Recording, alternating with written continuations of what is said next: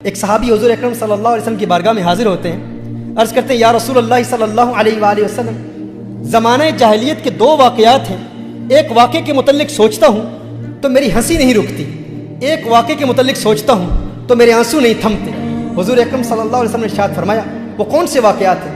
وہ عرض کرتا ہے کہ یا رسول اللہ صلی اللہ علیہ وسلم، زمانہ جاہلیت میں ایک مرتبہ میں ایک سفر پر جا رہا تھا، ایک بت تھا جس کی میں پوجا کرتا تھا، اس کو اپنا معبود سمجھتا تھا، پتھر کا بنایا ہوا بت میں اپنے ساتھ لے کے گیا، لیکن اس کا وزن اتنا زیادہ تھا کہ میں نے سوچا کہ کہیں اپنے ہی معبود کے وزن کے نیچے دب کے مر نہ جاؤں، تو میں نے سوچا کہ میں ایک اور معبود تیار کر لیتا ہوں۔ کہا کہ میں نے آٹے کا ایک معبود بنایا، چونکہ آٹے کا وزن کم ہوتا ہے، کہا میں نے آٹے کا ایک معبود بنایا، ایک بت بنایا، باطل معبود بنایا کہ میں اس کو ساتھ لے جاؤں گا اور اس کی پوجا کرتا رہوں گا۔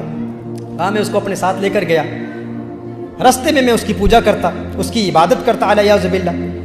کہا لیکن ایک وقت آیا کہ زیادہ راہ جو میرے پاس کھانے کا سارا سامان تھا وہ ختم ہو گیا۔ کچھ وقت کے لیے تو میں نے بہت برداشت کیا، پھر میں نے اسی آٹے پر پانی ڈالا، اسی کو گوندھا، گوندھنے کے بعد پھر میں نے روٹی تیار کی، تو میں نے کہا ہے میرے خدا اگر آج کام نہیں آئے گا تو پتہ نہیں پھر کب کام آئے گا، میں نے اسی کو کھا لیا۔ کہا یا رسول اللہ صلی اللہ علیہ وسلم، جب میں اپنے اس باطل معبود کے متعلق سوچتا ہوں تو میری ہنسی نہیں رکتی، اور ایک ایسا واقعہ ہے، ایک ایسا دردناک واقعہ ہے، جب اس کے متعلق سوچتا ہوں تو میرے آنسو نہیں تھمتے۔ میرے آقا صلی اللہ علیہ وسلم نے ارشاد فرمایا وہ کیا واقعہ ہے؟ کہا یا رسول اللہ صلی اللہ علیہ وسلم، ایک وقت ایسا تھا کہ میں اپنے گھر سے سفر کے لیے روانہ ہوا۔ جب میں سفر کے لیے روانہ ہوا تو میری زوجہ حاملہ تھی، میری زوجہ امید سے تھی۔ ایک عرصے کے لیے میں اپنے گھر سے باہر رہا اور میں نے ایک مدت گھر سے باہر گزاری۔ جب واپس آیا تو گھر میں جب پہنچا تو میں نے دیکھا ایک ننھی سی بچی میرے گھر کے صحن میں کھیل رہی ہے۔ جب اس بچی کو کھیلتے ہوئے دیکھا، میں نے زوجہ سے پوچھا یہ بچی کہاں سے آئی ہے؟ تو اس نے کہا ڈر کی وجہ سے، خوف کی وجہ سے، وہ جانتی تھی کہ یہ عرب کا معاشرہ ہے اور یہ وہ لوگ ہیں جو اپنی بیٹیوں کو زندہ دفن کر دیا کرتے ہیں۔ اس نے کہا کہ یہ آپ کی بیٹی ہے۔ اس نے کہا مجھے بہت غصہ آیا، لیکن وہ بیٹی بھاگتی ہوئی صحن میں میرے پاس آئی اور یا اباتا کہہ کے مجھے پکارا، ہے میرے پیارے والد کہہ کے پکارا اور مجھے سینے سے لگا لیا۔ کہا اس وقت تو مجھے بہت پیار آیا، بہت محبت میرے دل میں پیدا ہوئی اور میں نے بیٹی کو زندہ دفن کرنے کا ارادہ ترک کر دیا کہ میں اب اسے زندہ دفن نہیں کروں گا۔ لیکن وقت گزرتا گیا، میرا لگاؤ اور میرا پیار میری بیٹی سے رفتہ رفتہ بڑھتا چلا گیا، میری محبت، میری چاہت، میری رغبت میری بیٹی سے رفتہ رفتہ بڑھتی چلی گئی۔ کہا کہ ایک وقت ایسا بھی آیا کہ وہ بلوغت کی عمر کے بہت قریب پہنچ چکی تھی۔ کہا لیکن اس وقت معاشرے کے بڑے عرب لوگ، ان کا دبدبہ اتنا تھا، وہ سویلائزیشن ہی ایسی تھی۔ ایک وقت ایسا آیا کہ میرا ظلم اپنی انتہا تک پہنچ گیا اور میں نے فیصلہ کیا وہ میری چہیتی بیٹی، وہ لاڈلی بیٹی جو بڑے پیار سے مجھے والد صاحب کہہ کے پکارا کرتی تھی، میں نے اپنی زوجہ کو کہا کہ اس کو فوراً تیار کر لے، اس کو نئے کپڑے پہنا، اس کی کنگھی کر اور اسے نہلا کر تیار کر کے اسے بتا کہ میں اسے فلاں رشتہ دار اور فلاں قبیلے میں ان کی شادی ہے، اس شادی پر اس کی سہیلیاں اس سے ملیں گی اور وہاں لے جا رہا ہوں۔ جب اس نے کہا کہ میں نے اپنی زوجہ کو بتایا، کیونکہ زوجہ جانتی تھی کہ عرب معاشرے میں کس قدر ظلم کیا جاتا ہے، وہ اس کی کنگھی کر رہی تھی، اس کے بال سنوار رہی تھی، لیکن میری زوجہ کی آنکھوں سے اشکوں کی برسات جاری ہو گئی، بہت رو رہی تھی میری زوجہ۔ اور بچی نے بڑے پیار سے پوچھا ہے میری والدہ، ہے میری ماں، آپ کیوں رو رہی ہیں؟ اس والدہ نے بتایا نہیں، کیونکہ وہ والدہ جانتی تھی اگر بتا دیتی تو والد والدہ کو بھی قتل کر دیتا، معاشرہ ایسا تھا۔ میری زوجہ نے میری بیٹی کو تیار کیا، تیار کر کے جب وہ دروازے پر آئی تو میری زوجہ نے ایک جملہ کہا، اس نے کہا یا رجل لا تضيع الامانہ، یا رجل لا تضيع الامانہ، اور اس نے ڈرتے ہوئے کہا ہے مرد اللہ کی امانت کو ضائع نہ کرنا، ہے انسان یہ اللہ کی امانت ہے، اسے ضائع نہ کرنا، اسے برباد نہ کرنا۔ اس نے کہا روتے ہوئے، میری زوجہ نے جب یہ جملہ کہا تو میری ننھی بچی بھی یہ جملہ سن رہی تھی، وہ بھی ان باتوں کو سن رہی تھی۔ کہا میں نے بچی کی انگلی پکڑ کر میں بچی کو اپنے ساتھ لے گیا،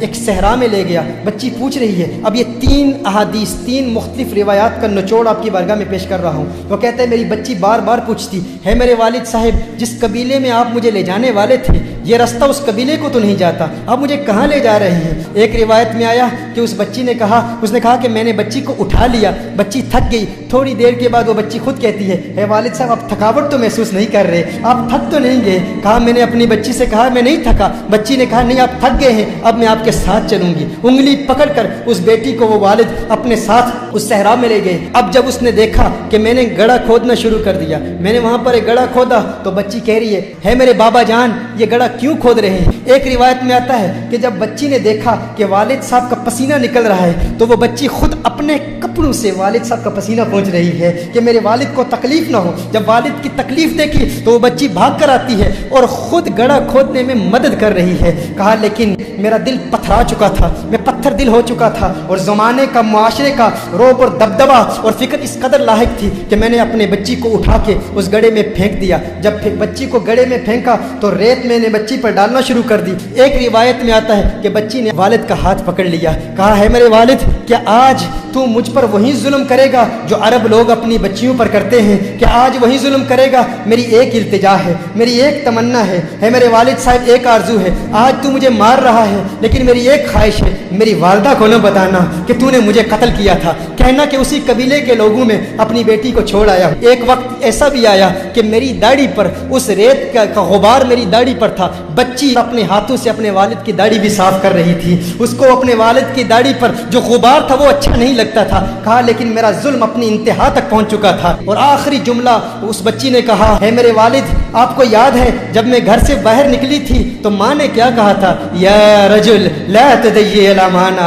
اللہ کی امانت کو ضائع نہ کرنا۔ اس کی ننھی آواز ختم ہوتی چلی گئی اور وہ بچی وہیں مر گئی۔ میں نے بچی کو دفن کر دیا۔ یا رسول اللہ صلی اللہ علیہ وسلم، آقا جب میں وہ جہالت کے زمانے کا واقعہ یاد کرتا ہوں تو میرے آنسو نہیں تھمتے۔ حضور اکرم صلی اللہ علیہ وسلم کو دیکھا تو حضور اکرم صلی اللہ علیہ وسلم کے ساتھ حضرت فاطمہ الزہرا رضی اللہ تعالی عنہا موجود ہیں۔ میرے آقا نے فوراً فاطمہ الزہرا کو سینے سے لگا لیا، سینے سے لگا لیا۔ میرے آقا کی آنکھوں سے اشکوں کی برسات جاری ہوگی۔ ہم تو اپنی بیٹیوں سے پیار کیا کرتے ہیں۔ میرے آقا نے فرمایا ہے ظالم انسان، اگر زمانہ جاہلیت کے گناہوں کی وجہ سے اور ظلم کی وجہ سے اللہ مجھے آج کسی سے بدلہ لینے کی اجازت دیتا تو سب سے پہلے تجھ ظالم سے بدلہ لیتا۔ محترم احبہ، اپنی بیٹیوں کو بتائیں کہ حضور اکرم صلی اللہ علیہ وسلم نے ان بیٹیوں کو جینے کا حق دیا ہے۔ میرے آقا صلی اللہ علیہ وسلم نے ان بچیوں کو وہ مقام دیا ہے۔ کیا مقام دیا ہے، کیا مرتبہ دیا ہے؟ رسالت میں آپ صلی اللہ علیہ وآلہ وسلم ارشاد فرماتے ہیں